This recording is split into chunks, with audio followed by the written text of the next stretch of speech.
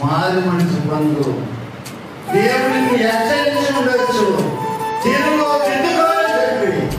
నీలో దిద్దుబాటు ఉందా? నీలో మారు మనసు ఉందా?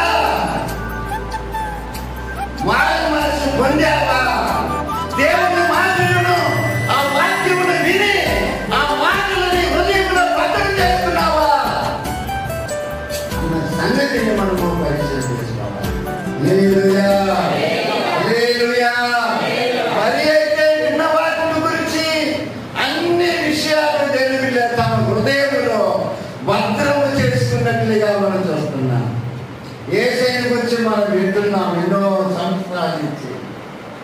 బైబిల్ సంఖ్యలో పెట్టుకొని వస్తున్నాం, దేవుని మాటలు వింటున్నాం. ఆ మాటలన్నీ